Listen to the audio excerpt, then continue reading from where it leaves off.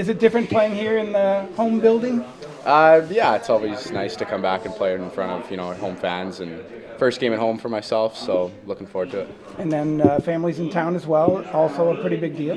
Yeah, it'll be nice to have them back here. Obviously, they're in Raleigh there, so it was nice to have them for the first game and another game too. I know it's a big part of it because they were in Kamloops and everything. How important is it to have them in the building, have them there, and then have them come here? It just seems like they're having a ball too.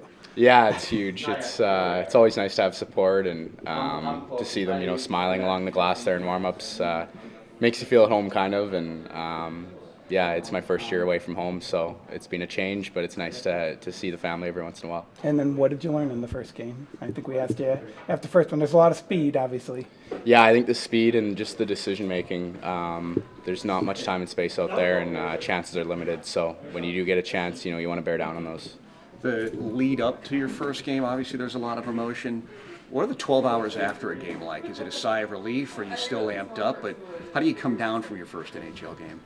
I think it's just a bit of a confidence booster. I think after that first game, you can play with them, but now it's about maintaining that and kind of getting better each game. So I kind of got your feet wet the first game, but now it's time to kind of keep that going and kind of keep on creating chemistry with my line mates.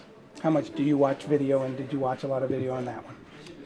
Yeah, after the game, we get the iPads in the plane, so I'm always watching my shifts and seeing what I can do better or what went right. So, yeah. Jason Robertson obviously does it during the game. Do you do that down there at all, or have you thought about using video in that type of regard, or you just like watching not it? Yeah, not yet. I'd say I'll leave the iPads to those guys, but I think during the game you're just so dialed in, and I think afterwards you can kind of learn from your mistakes. I think during the game, though, your next shift is within a couple minutes, so you got to kind of focus on the next thing and put everything behind you.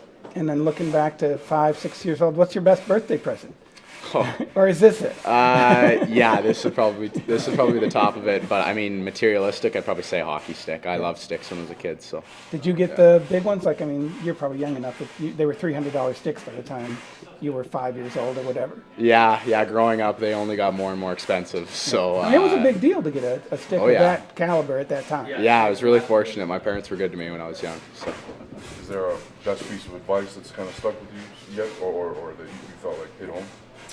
I've had a lot of advice. I'd probably say never being satisfied with where you are in your game. I think there's always room to improve, but no matter how old or how young you are. And then I think just staying humble is something that my parents have taught me. Thank you. Good luck. Thank you.